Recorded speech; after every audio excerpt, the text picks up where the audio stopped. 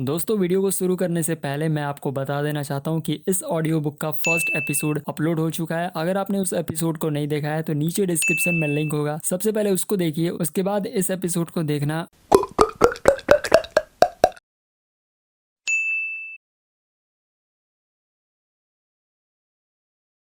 महंगी वस्तु आलोचना की पात्र नहीं होती। यदि कोई वस्तु महंगी है तो इसका आशय यह नहीं है कि वह आलोचना की पात्र है। महंगी होने का कोई ना कोई तो कारण अवश्य ही होगा, तभी तो वह अपना मूल्य रखती है। इसलिए महंगी होते हुए भी वह बिकती है। बहुत से लोग महंगी वस्तु को नफरत या हिकारत की दृष्टि से देखने लगते हैं। आलोचना तो तब शुरू होती है जब आपके पास उसे खरीदने के लिए पर्याप्त धन नहीं हो। यदि उसे खरीदने की ताकत आपके पास होगी तो आप उसे खरीदना चाहेंगे, ना कि उसे आप आलोचना का पात्र बनाएंगे, और ना ही आप उससे नफरत करेंगे। या फिर ये सब तब ज़रूर होंगे जब उस वस्तु में कोई खास बात ना हो।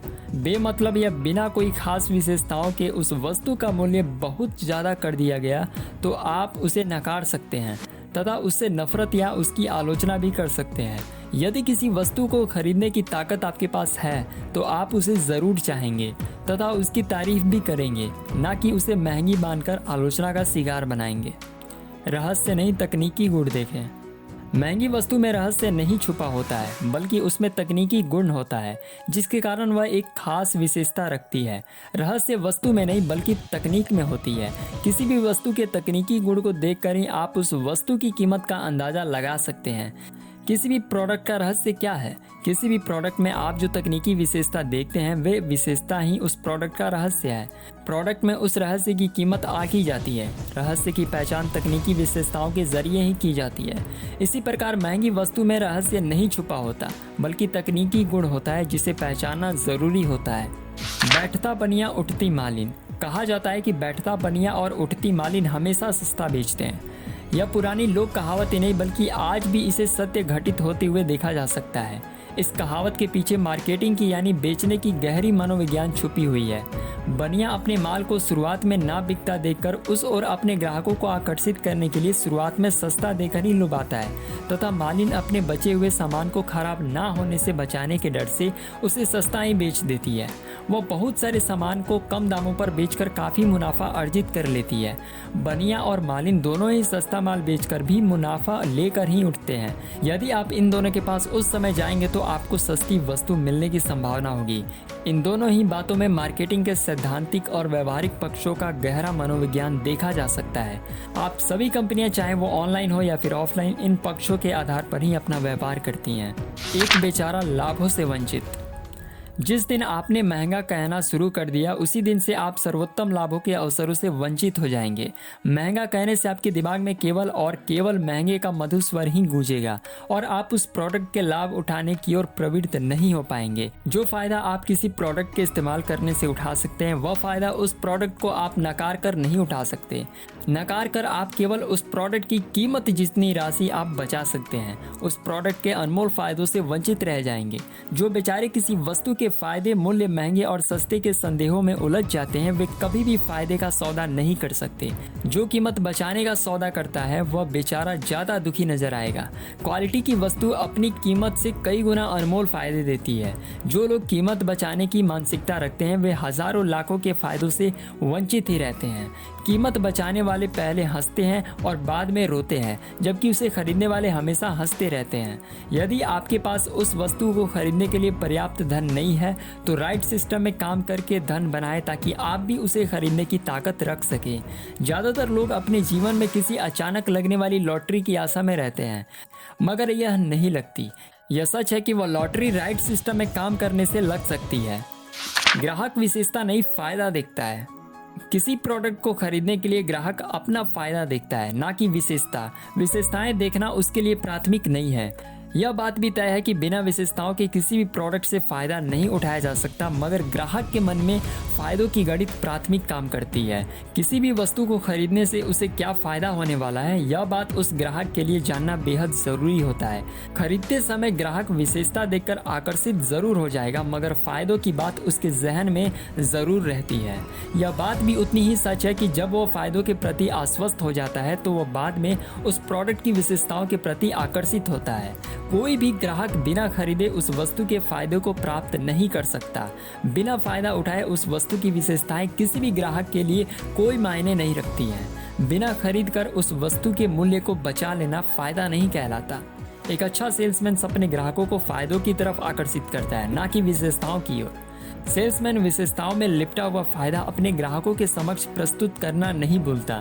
इस संबंध में ग्राहक का हर प्रश्न और आपका हर सटीक उत्तर उसे प्रोडक्ट खरीदने के फैसले के करीब लाएगा। ज्यादा और अच्छे फायदे वाली वस्तुएं आपको महंगी मिलेंगी। यदि आपकी जेब इसके प्रति तैयार है तो आप उससे फायदा उठा पाएंगे। यदि तैयार नहीं है तो चाहे उस वस्तु से कितना भी फायदा हो रहा हो, आप उससे फायदा नहीं उठा सकते। धन के अभाव वाले ग्राहक की यही विशेषता होती है, अपने अपने हितों का खेल। किसी भी वस्तु को खरीदते वक्त ग्राहक अपने हित और ज़रूरत को देखता है तो विक्रेता अपना फायदा देखता है। इन दोनों हितों के झगड़े में कोई ना कोई पक्ष फायदा ज़रूर उठाता है। आज के दौर में ग्राहक के हितों को विक्रेता नहीं समझता है और ना ही विक्रेता के हितों को ग्राहक समझता है। दोनों में मतभेद सदैव बरकरार रहते हैं। एक दूसरे पर से विश्वास उठ गया है। ग्राहक और विक्रेता के हितों का खेल कई बार न्यायालय की चौखट पर लगे घंटे को बजाने को पहुंच जाता है। ग्राहक अपना हित साधना चाहता है तो विक्रेता अपना मुनाफा त्यागना नहीं चाहता। इस बीच में कोई ना कोई अनहोनी होती है जो कि दोनों पक्षों के लिए नुकसानदेह होती है। न्यायोचित व्यापार में इन दोनों के मधुर व्यवहार पर ज़्यादा जोर देने की ज़रूरत है। क्रय विक्रय में इस मधुर व्यवहार की बदौलत ही ग्राहक और विक्रेता एक दूसरे को ये वाक्य कहते हुए आपको ज़रूर मिल जाएंगे कि अगर आप मेरी जगह होते तो क्या करते, मेरी जगह होते तो शायद यही करते, इत्यादि। इन वाक्यों के द्वारा दोनों पक्ष अपने अपने दायित्व और हितों को समझने को कहते हैं, मगर दोनों इसको समझ नहीं पाते। यही कारण है कि न्यायालय ऐसे मामलों से भरे पड़े हैं।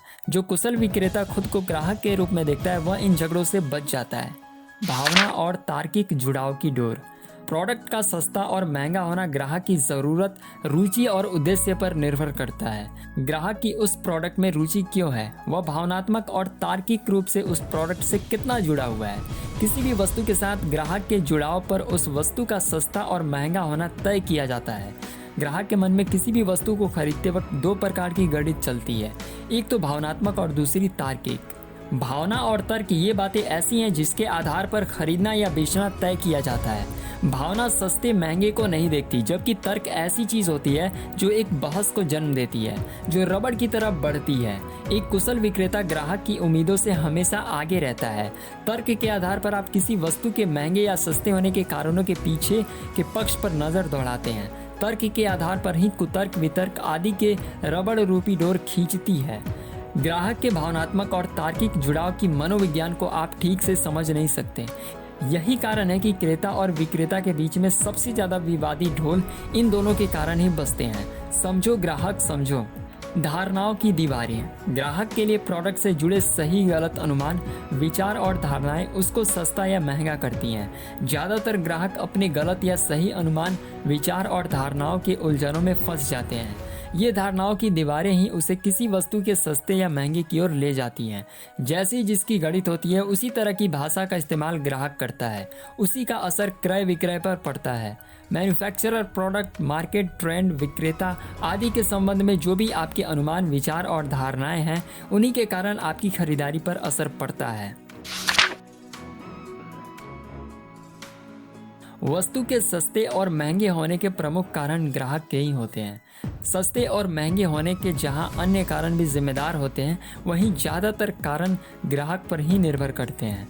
ज़्यादातर कारणों की पैदाइश ग्राहक करता है। ग्राहक के हालात ही सस्ते महंगे का निर्धारण करते हैं।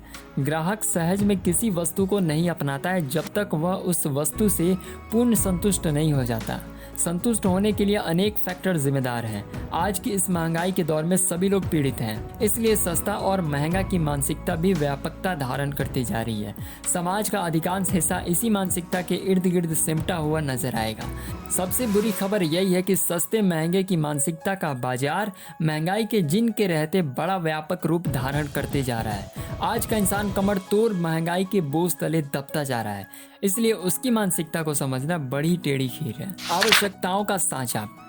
प्रोडक्ट आवश्यकता के अनुरूप होने नहीं होने के बाद वह प्रोडक्ट खरीदते समय महंगा या सस्ता के रूप में देखा जाता है। ग्राहक की आवश्यकता का सांचा बड़ा होता है, वह उसी सांचे के अनुरूप चलना चाहता है।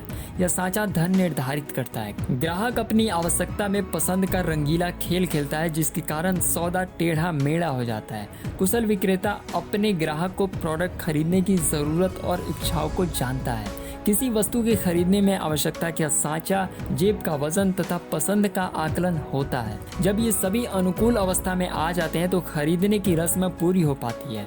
आवश्यकता का सांचा ग्राहक की लाइफस्टाइल पर निर्भर करता है। जेब में धन का वजन ग्राहक के कार्य करने के सिस्टम पर निर्भर करता है तथा पसंद का आकलन उसके स्वभाव पर निर्भर करता है। सांचा का ढांचा ग्राहक पर ही निर्भर करता है, जैसा ग्राहक वैसी ही खरीदारी।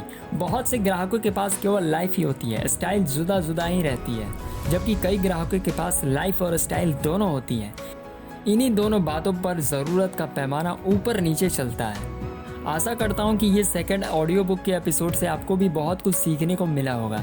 मुझे पता है कि ये सारी चीज़ें आपको हाई लेवल की लग रही होंगी। आपको लग रहा होगा कि ये कितनी ऊंची बातें हैं। आपको लग रहा होगा कि इस किताब में कैसी बातें कही गई है, मार्केट के पूरे अंदर की बात कही गई है। अगर आप आने वाले एपिसोड को ऐसे ही, इस किताब के सारे ऑडियो बुक को ऐसे ही सुनते हैं, तो मैं आपको बता रहा हूँ साहब, इस किताब से आपको उतना बड़ा फ़ायदा मिलने वाला है जिसकी आपने कभी कल्पना भी की नहीं होगी।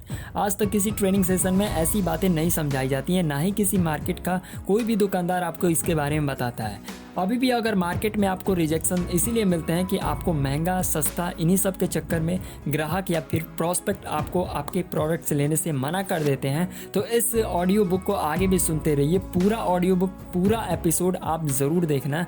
अंत तक आप इस बात को ज़रूर मानेंगे कि जी हाँ, ये ऑडियो बुक बहुत ही दमदार था और ये यकीनन काम लायक ऑडियो बुक था, जिसको मैंने पूर्ण धैर्य और एकाग्रता के साथ सुना है। चाहे शब्द कैसे भी हो, शब्द इतने कठिन लग रहे थे, लेकिन फिर भी मैंने इसे सुना और अंत तक आपको ज़रूर इससे बहुत बड़ा वैल्यू मिलेगा आपके सेल्स एंड मार्केटिंग के स्किल के अंदर। फिलहाल मिलते हैं नेक्स्ट एपिसोड में। तब तक आप सभी का बहुत बहुत धन्यवाद जो आपने हमारे इस चैनल को इतना ज़्यादा ग्रो कराया। कम समय में इतना ज़्यादा प्यार देने के लिए आप सभी का तहे दिल से बहुत बहुत धन्यवाद। जय हिंद, वंदे मातरम।